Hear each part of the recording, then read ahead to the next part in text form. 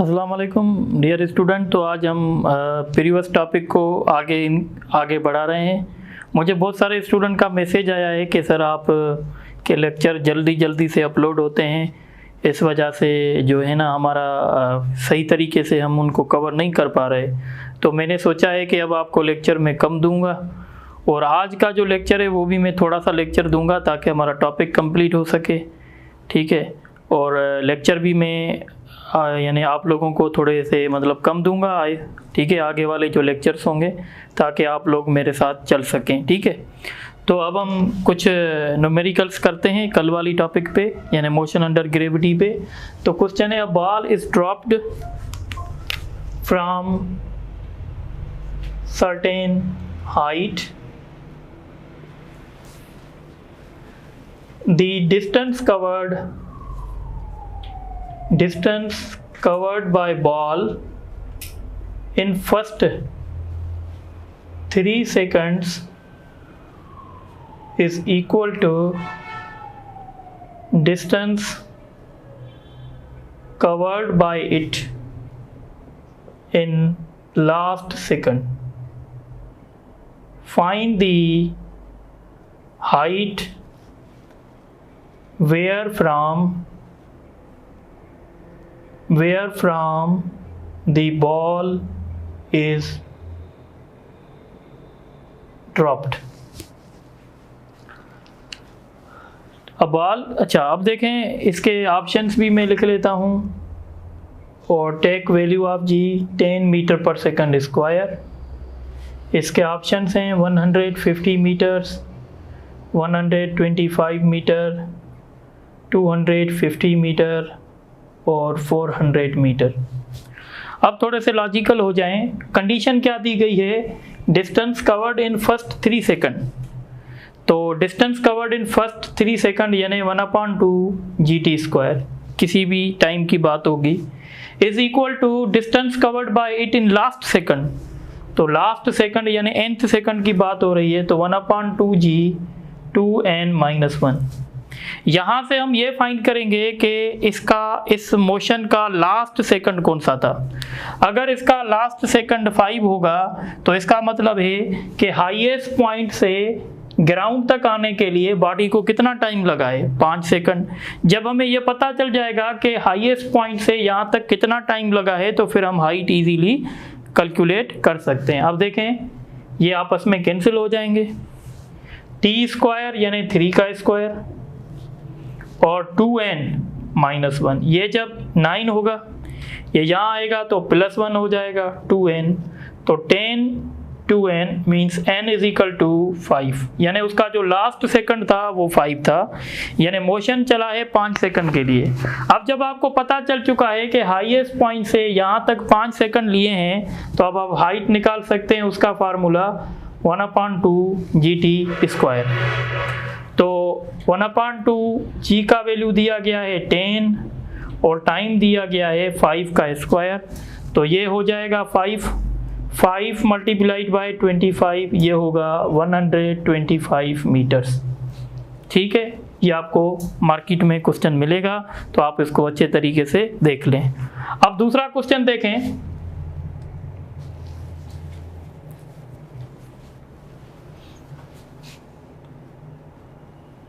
A ball is released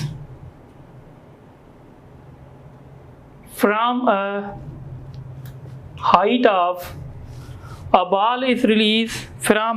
of 80 meters. A ball is released from a height of 80 meters. Find how much time it will take to cover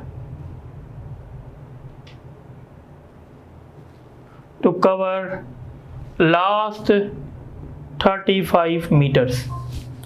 Take value of G 10 meter per second square. ये भी question बहुत ज़्यादा चलता है। Option है 4 seconds, 5 seconds, 3 seconds, 1 second 2 second. Question को पहले समझें, देखें। इस क्वेश्चन को मैं ऐसे समझा सकता हूँ, सपोज करें ये है अपना जामशोरो, ठीक है, और ये है नूरियाबाद, बीच में आती है कराची, और ये है कराची, ठीक है। अगर मैं आपसे कह रहा हूँ कि जामशोरो से कराची जाने में मुझे लग रहे हैं 3 आवर्स, ठीक है, और जामशोरो से नूरियाबाद मुझे लग रहे हैं 2 आवर्स। तो मैं आपसे पूछ रहा हूँ नूरियाबाद से कराची जाने में कितना टाइम लगेगा, तो आप क्या करेंगे? आप देखेंगे कि भाई जामशोरो से कराची 3 घंटे लग रहे हैं और जामशोरो से नूरियाबाद 2 घंटे लग रहे हैं। इसका मतलब है नूरियाबाद से कराची कितने घंटे लगेंगे? 1 घंटा लगेगा। ऐसे करेंगे। इसी तरीके से अब आप यहाँ देखें, कितनी हाइट से रिलीज कर रहे हो आप? 80 मीटर से। ये आपका 80 मीटर हो गया। आपको क्या फाइंड करना है कि लास्ट 35, ये वाला डिस्टेंस लास्ट 35 मीटर है। अज्यूम करें लास्ट 35 मीटर डिस्टेंस कितने टाइम में कवर होगा, तो आप इसको ऊपर की तरह ट्रीट करेंगे। सबसे पहले आप फाइंड करेंगे कि 80 मीटर फॉल करने के लिए, free falling body 80 meter fall करने के लिए कितना टाइम लेगी। सपोज करें ये आपका T1 हो गया, जैसे ये आपका T1 था, ये आपका T2 था, तो ये फिर आपका T3 था जो आपने फाइंड कर लिया था। और अब आप क्या फाइंड करेंगे? दूसरा फाइंड करेंगे कि 45 मीटर फॉल करने में कितना टाइम लेगा। जब ये दोनों चीज़ें आपको मिल जाएंगी तो फिर आप क्या फाइंड कर लेंगे? तो फिर आप फाइंड कर लेंगे कि लास्ट 35 मीटर कितने टाइम में होगा। तो बिल्कुल आसान है। T फाइंड करने का फार्मूला क्या था? 2H upon G। 2H। T1 किसका टाइम है? 80 मीटर फॉल करने का। 80 डिवाइडेड बाई 10, 0 0 से कैंसिल, 16 का रूट क्या आएगा? 4। और T2 हमने किसको कहा है? 45 मीटर फॉल करने का। सो 245 डिवाइडेड बाई 10, ठीक है, ये 90 हो जाएगा। 90 10 से डिवाइड करेगा, 9 होगा, 9 का रूट 3 होगा। तो अब आपको ये T3 कैसे मिलेगा? तो ये मिलेगा T1 माइनस T2 से। T1 मतलब 4 माइनस 3 यानी 1, तो इसका सही ऑप्शन होगा D, ठीक है। ये एक टेक्निकल क्वेश्चन था। अब दूसरा क्वेश्चन देखें। दूसरा क्वेश्चन देखें। बॉल इज थ्रोन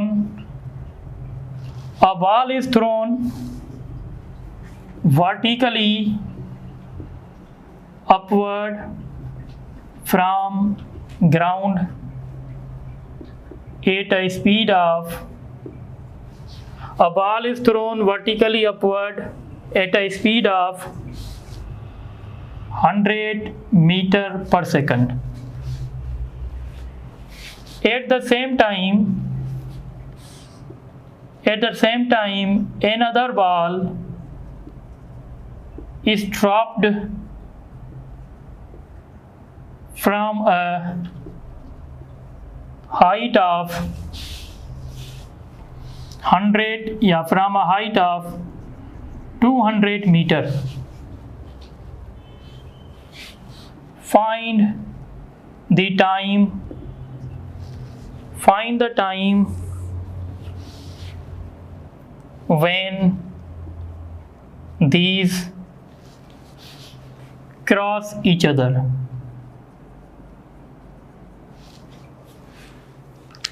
बहुत ही टिपिकल क्वेश्चन है। G का वैल्यू आपको 10 मीटर पर सेकंड स्क्वायर लेना है। अब आपके ऑप्शंस हैं 4 सेकंड, 2 सेकंड, 3 सेकंड, 9 सेकंड। जी भाई, लॉजिक क्या अप्लाई करेंगे? देखिए, लॉजिक तो बहुत सारी हो सकती हैं, पर मैं आपको एक शॉर्टकट बताऊंगा। इस तरीके के जब क्वेश्चंस आए तो टाइम फॉर क्रॉसिंग का फार्मूला होगा,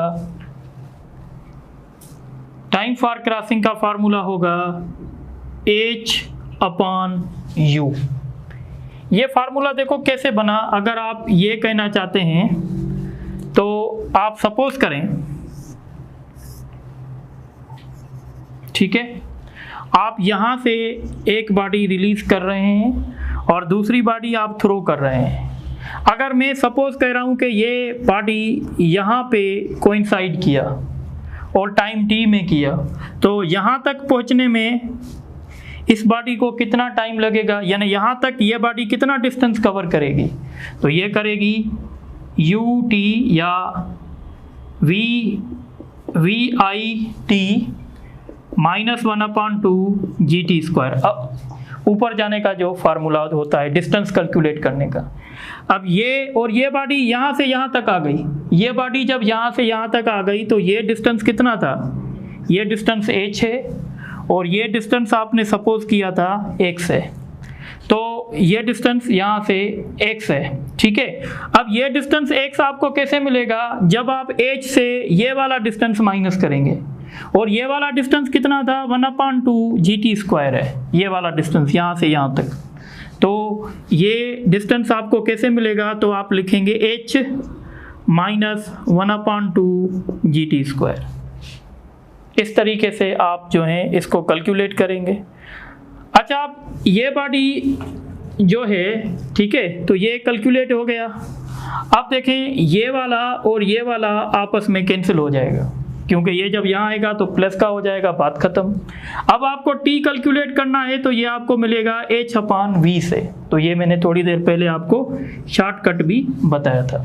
तो अब आप इस न्यूमेरिकल को इजीली सॉल्व कर सकते हैं। तो इसकी हाइट कितनी थी जहाँ से आपने रिलीज किया, इसकी हाइट थी 200 और नीचे वाले ऑब्जेक्ट की कितनी वेलोसिटी थी 100। तो इसका मतलब है 2 सेकंड के बाद ये एक दूसरे को क्रॉस करेंगे। तो इसका ऑप्शन जो है वो बी होगा। आप इसको नोट करें तो कुछ और न्यूमेरिकल्स हम करेंगे।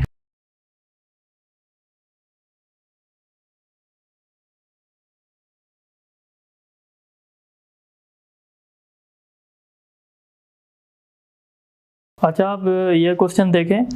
A ball is thrown vertically upward with a speed of 20 meters per second from a height of 60. If it missed the target and ball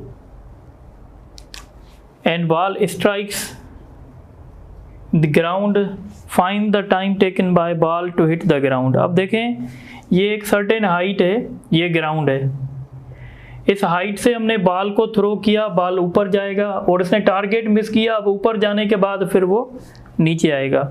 हमें ये कैलकुलेट करना है कि टोटल टाइम इसने कितना लिया। तो अब हम क्या करेंगे, सबसे पहले हम कैलकुलेट करेंगे कि इसने ऊपर जाने के लिए कितना टाइम लिया।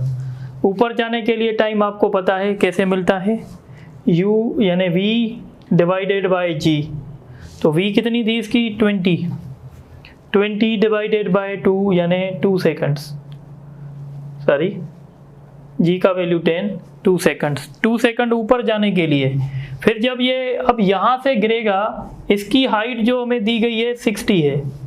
अब यहाँ से यहाँ तक टाइम कैलकुलेट करने के लिए हमें टोटल हाइट चाहिए। तो हम क्या करेंगे, यहाँ से यहाँ तक हाइट फाइंड करेंगे। तो हाइट फाइंड करने का अपवर्ड मोशन में फार्मूला क्या था, हाइट फाइंड करने का अपवर्ड मोशन में फार्मूला था v²/2g।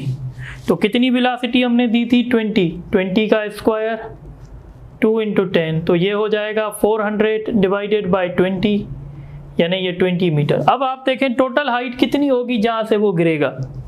तो जहाँ से वो गिरेगा 20 ये और 80 यानी 20 ये और 60 ये, तो 80 हो गई ना। अब हम डाउनवर्ड मोशन कंसीडर करेंगे। तो डाउनवर्ड मोशन में टाइम कैसे मिलता है, t2 कैसे मिलेगा डाउनवर्ड मोशन में। तो डाउनवर्ड मोशन में हमें मिलेगा 2h डिवाइडेड बाय t। अब h कितनी है 60 + 20 यानी 80 डिवाइडेड बाय 10। ये 0 0 से कैंसिल, 16 होगा, 16 का रूट होगा 4 सेकंड। तो इसका मतलब है टोटल टाइम कैसे मिलेगा t1 + t2 यानी 4 + 2 मीन्स 6 सेकंड्स। तो ये 6 सेकंड लेगा। इसमें एक ऑप्शन हम डाल देते हैं 6 सेकंड्स। तो ऑप्शन ई जो है वो राइट ऑप्शन होगा। बाकी भी मुझे लग रहा है एक MCQs है, पर वो अभी जो है वो ठीक है मेरे जहन से थोड़ा सा स्लिप हो गया है। वो इंशाल्लाह फिर नेक्स्ट लेक्चर में हम डिस्कस कर लेंगे। Thank you.